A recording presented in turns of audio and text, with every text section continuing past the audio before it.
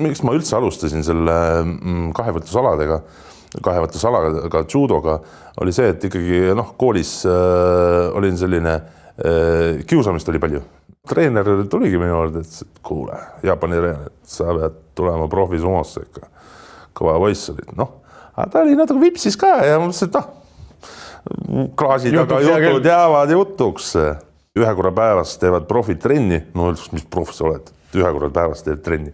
Aga see ongi nii pikk lihtsalt. Hommikul kella 6 ikkagi 11-12. Jookse sa selle suure mäega kokku. Valus on. Nõus. Polster peab vahel olema. Polster peab vahel olema. Ikkagi selliste vanade treenerite nagu mõttelaad on selline, et kus sa selle vigastu said? Trennis. Siis trennis ravita välja. Esimesed, ma arvan, et pool aastat oli kindlasti see, et läbi.